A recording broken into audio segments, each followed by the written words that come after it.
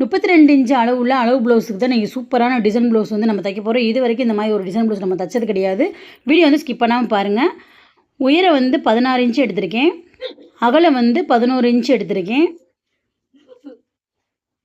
கழுத்தோட உயரம் வந்து 10 இன்ச் எடுத்திருக்கேன். 32 இன்ச் அளவு ப்ளவுஸுக்கு வந்து 10 இன்ச்சு உயரம், கழுத்தோட உயரம் வந்து எடுத்திருக்கேன். கழுத்தோட அகலம் வந்து 4 இன்ச் எடுத்திருக்கேன். ஃபஸ்ட்டு வந்து வளைவுக்கு வந்து 3.5 இன்ச்சு எடுத்திருக்கேன். நீங்கள் ஒவ்வொரு இடத்தையும் ஸ்கிப் பண்ணாமல் பார்த்தீங்க அப்படின்னா கண்டிப்பாக இந்த டிசைன் வந்து சூப்பராக இருக்கும். இந்த கேப்புக்கு வந்து ஒரு 1.5 இன்ச்சு வந்து இந்த கேப்புக்கு இடைய விட்டுக்கோங்க. அதிலிருந்து ஒரு 2.5 இன்ச்சு இன்னொரு கோடு போட்டுக்கோங்க. ஒவ்வொரு ஸ்டெப்பையும் நீங்கள் ஒரு தடவைக்கு 2 தடவை கவனமாக பார்த்தா மட்டும்தான் இந்த டிசைன் ப்ளவுஸ் வந்து தைக்க முடியும். கீழே வந்து 4 இன்ச்சு ஒவ்வொரு அளவையும் கரெக்டாக பார்த்து அளந்து குறிச்சிக்கோங்க. அப்படி குறித்தா மட்டும்தான் இந்த டிசைன் ப்ளவுஸ் உங்களால் தைக்க முடியும். இதில் வந்து கட் பண்ணுறது மட்டும்தான் கொஞ்சம் நம்ம கவனமாக கட் பண்ணணும். நீங்கள் தைக்கிறதுல ரொம்ப ரொம்ப ஈஸியாக இருக்கும். இதை மட்டும் நீங்கள் கவனமாக பாருங்கள். ஒரு தடவைக்கு 2 தடவை நீங்கள் ஒரு பேப்பரில் கூட நீங்கள் எழுதி வச்சுக்கோங்க. எப்படி வந்து ஒரு பேப்பர்லேயே வரைஞ்சிட்டு நீங்கள் பேப்பரில் ஃபஸ்ட்டு நீங்கள் கட் பண்ணுங்கள். கட் பண்ணிவிட்டு கூட நீங்கள் அந்த டிசைனை வந்து தைக்க ஆரம்பிங்க. ஹாம்கோல் வந்து 6 இன்ச்சு, ஷோல்ட்ரு வந்து 2.5 இன்ச்சு எடுத்திருக்கேன். இந்த மாதிரி எல்லா அளவுகளையும் ஒரு பேப்பரில் ஃபஸ்ட்டு நீங்கள் ஒரு பேப்பர்லேயே கட் பண்ணுங்கள். கட் பண்ணி பார்த்துட்டு இந்த சேஃப் வருதான்னு பாருங்கள். வந்துருச்சு அப்படின்னா அந்த சேஃபை வச்சு நீங்கள் எந்த துணியில் நீங்கள் தைக்க போகிறீங்களோ அந்த துணியில் வந்து தைச்சி எடுத்துக்கோங்க. ரொம்ப ரொம்ப ஈஸியாக இருக்கும்.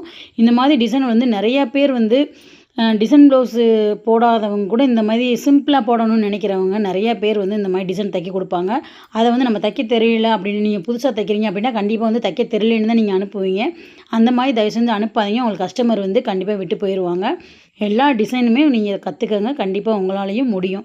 எந்த இடத்துல புரியலையோ உங்களுக்கு தாராளமாக நீங்கள் கமெண்ட் பாக்ஸில் கமெண்ட் பண்ணுங்கள். நான் சொல்லி தந்துடுறேன். இப்போ இந்த 2.5 இன்ச்சு நம்ம அளவில் வந்து ஒரு வளையலை வச்சுட்டு அந்த இடத்துல இந்த வளைவு சேஃபை நம்ம கரெக்டாக வரைஞ்சிக்கிடலாம்.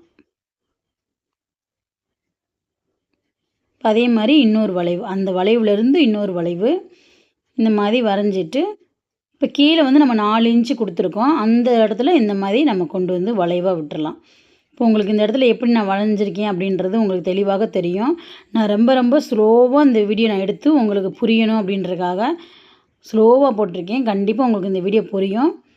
இப்போ பாக்ஸில் வந்து நம்ம ஒரு வளைவு கொடுத்துருக்கோம். கீழே வந்து இந்த மாதிரி ஒரு சேஃபில் நம்ம வளைவு கொடுத்து எடுத்திருக்கோம். இப்போ நம்ம எல்லாமே வந்து அளவுகள்லாம் குறிச்சாச்சு. இதை வந்து நம்ம கட் பண்ணி தான் எடுக்கணும். அவ்வளோதான். இப்போ நம்ம அளவுகளில் குறிச்சிட்டோம்.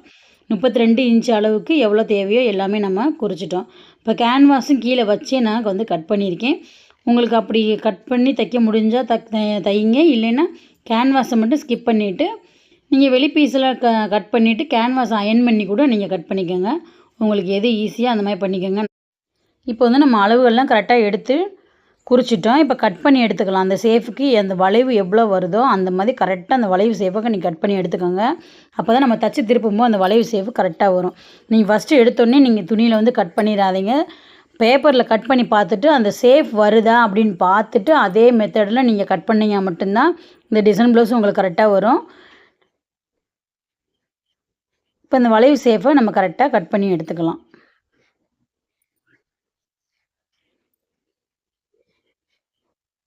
இந்த கார்னர்லாம் கரெக்டாக உள்ளே போய் இந்த மாதிரி உள்ளே போயிட்டு கட் பண்ணிங்க அப்படின்னா அந்த சேஃப் கரெக்டாக வரும்.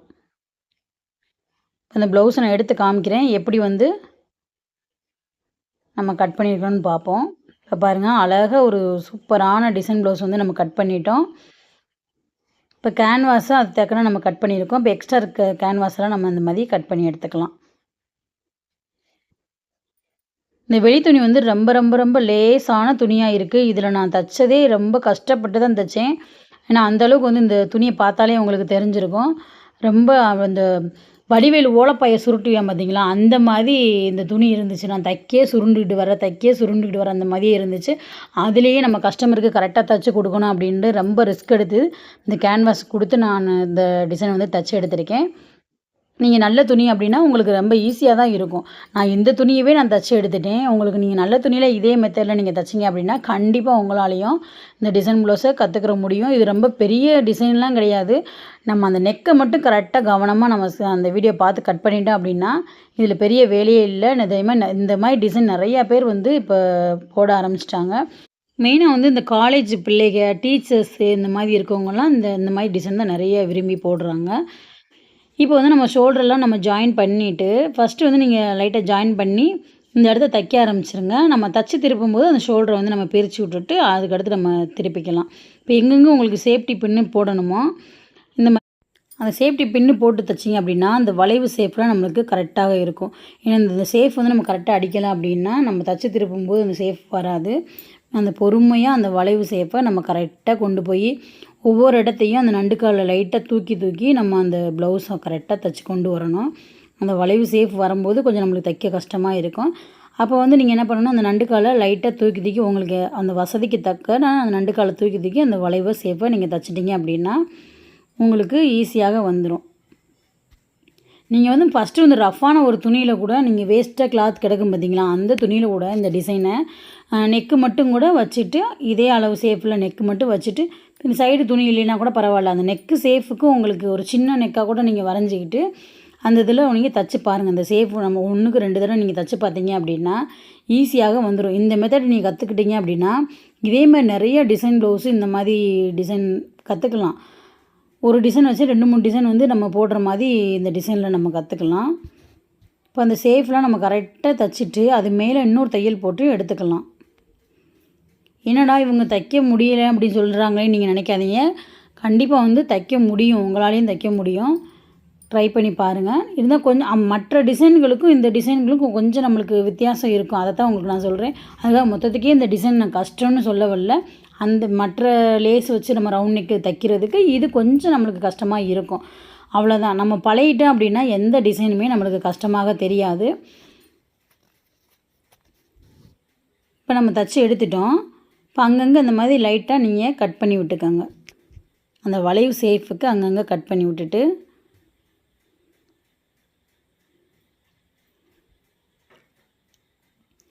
இப்போ நம்ம தச்சு அப்படியே திருப்பிக்கலாம். இப்போ ஷோல்டரெல்லாம் நம்ம அந்த இடத்த பிரித்து விட்டுட்டு நம்ம பிரித்து விட்டாதான் நம்ம ஷோல்டர் நம்ம அந்த நெக்கை வந்து நம்ம திருப்ப முடியும். அதனால் இதை வந்து நம்ம திருப்பி விட்டுட்டு பிரிச்சுட்டு அப்படியே நம்ம திருப்பி விட்டுக்கலாம்.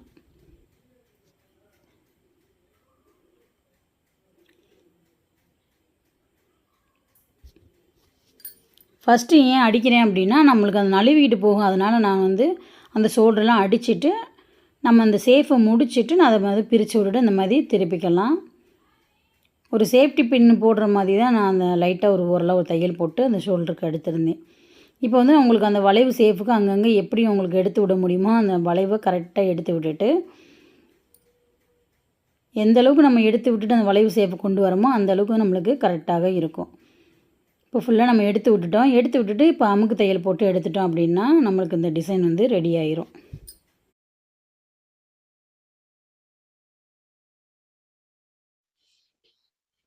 இப்போ மேற்கழுத்து நம்ம ஜாயின் பண்ணிவிட்டு இப்போ அந்த வளைவு ஷேப்புக்கு நம்ம அமுக்கு தையல் போட்டு எடுத்துக்கலாம்.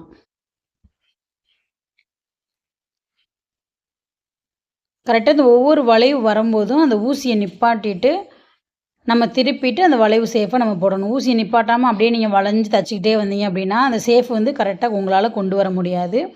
அந்த ஒவ்வொரு வளைவுக்கும் ஊசியை நிப்பாட்டி அந்த வளைவு வரும்போது கூட உங்களுக்கு அந்த நண்டுக்கால் லைட்டாக தூக்கிட்டு மெதுவாக நீங்கள் தைச்சிங்க அப்படின்னா அந்த வளைவு ஷேப்பு உங்களுக்கு கரெக்டாக வந்துடும்.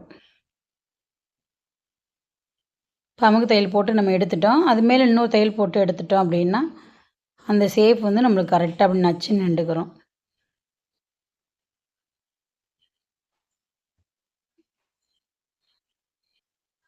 இப்போ வந்து எப்பயும் போல் நம்ம சைட்லாம் ஜாயின் பண்ணிவிட்டு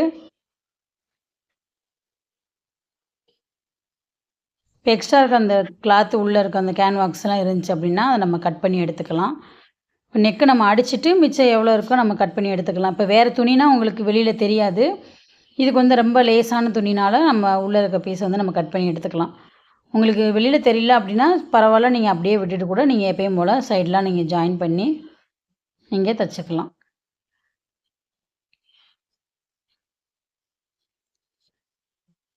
பாம் கோலையும் அந்த சைடில் நம்ம ஜாயின் பண்ணி எடுத்துக்கலாம்.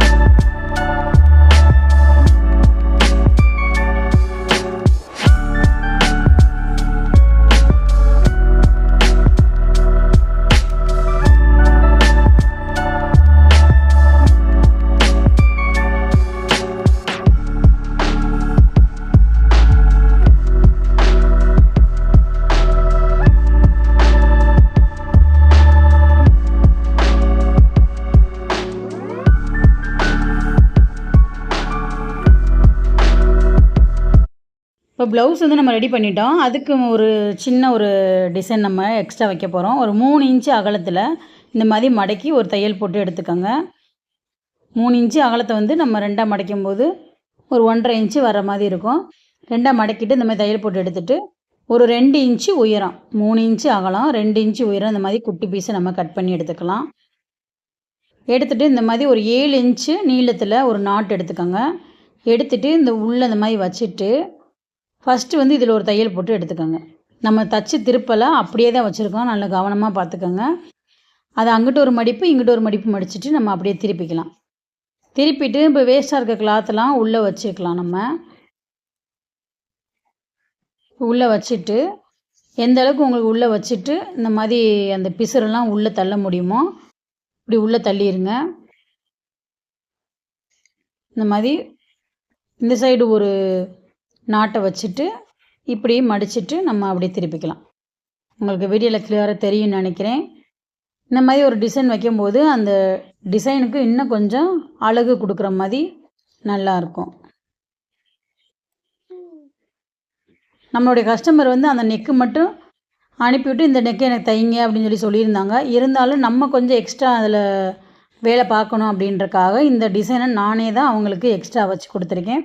அப்போ வந்து அவங்களோட சந்தோஷமே ஒரு அளவில்லாத ஒரு சந்தோஷம்னு கூட சொல்லலாம். அந்தளவுக்கு வந்து பார்த்துட்டு ரொம்ப ரொம்ப சூப்பராக இருக்குன்னு சொல்லி அந்த கஸ்டமர் நம்மகிட்ட சொல்லிட்டு போகும்போது நம்மளுக்கும் அதில் ஒரு சந்தோஷம், அவங்களுக்கும் எக்ஸ்ட்ரா நம்மளுக்கு வச்சு கொடுத்துருக்காங்களே அப்படின்றதோடு அவங்களுக்கு ஒரு சந்தோஷம். இந்த மாதிரி கொஞ்சம் கொஞ்சம் டிஃப்ரெண்ட்டாக நம்ம செஞ்சு கொடுக்கும்போது கண்டிப்பாக கஸ்டமரை நம்ம அதிகப்படுத்துறதுக்கு நம்மளுக்கு ஒரு நல்ல வழியாக இருக்கும்.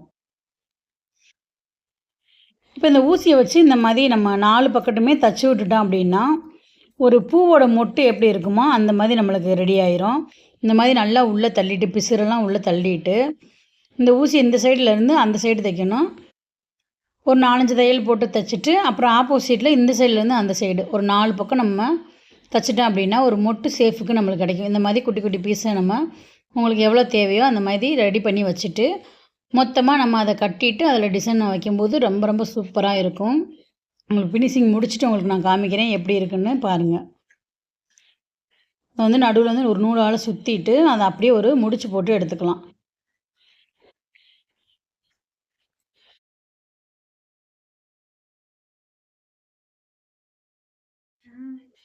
இப்போ ரெடி பண்ணிட்டோம். இப்போ வந்து நெக்கில் வந்து நம்ம வச்சு அடிச்சிடலாம். இப்போ இந்த இடத்துல நம்ம மொட்டையை விடும்போது நம்மளுக்கு எப்படி இருந்திருக்கும், இப்போ இந்த டிசைன் வச்ச பின்னாடி இதோட அழகு எப்படி இருக்குது அப்படின்றத மறக்காமல் கமெண்ட் பாக்ஸில் கமெண்ட் பண்ணுங்கள். இதை அடிச்சிட்டேன் அப்படின்னா டிசைன் ப்ளவுஸ் வந்து ரெடி ஆயிடுச்சு. இந்த வீடியோவில் உங்களுக்கு ஏதாவது டவுட் இருந்துச்சுன்னா மறக்காமல் கமெண்ட் பாக்ஸில் கமெண்ட் பண்ணுங்கள். உங்களுக்கு புரிஞ்சது அப்படின்னா தயவு செஞ்சு புரிஞ்சது அப்படின்னு சொல்லி கமெண்ட் பண்ணுங்கள். ஏன்னா இந்த டிசைனை எத்தனை பேர் வந்து பழகுனீங்க அப்படின்றது எனக்கு தெரிஞ்சிச்சு அப்படின்னா எனக்கு சந்தோஷமாக இருக்கும். இப்போ பாருங்கள் ஒரு சூப்பரான டிசைன் ப்ளவுஸ் வந்து ரெடி பண்ணிட்டோம். இந்த வீடியோ உங்களுக்கு பிடிச்சிருந்துச்சுன்னா லைக் பண்ணுங்கள், ஷேர் பண்ணுங்கள், கமெண்ட் பண்ணுங்கள், சப்ஸ்கிரைப் பண்ணுங்கள். கூட இருக்க பெல் ஐகானை கிளிக் பண்ணிடுங்க. வீடியோ பார்த்த அனைவருக்கும் நன்றி. இதே மாதிரி ஈஸியான டிசைன் ப்ளவுஸ் நம்ம சேனலில் நிறைய இருக்குது. அதையும் போய் பாருங்கள். ஒவ்வொரு டிசைன் வந்து பிகினர்ஸுக்காகவே உருவாக்கப்பட்ட ஒரு சேனல் கூட சொல்லலாம். அந்தளவுக்கு வந்து ஈஸி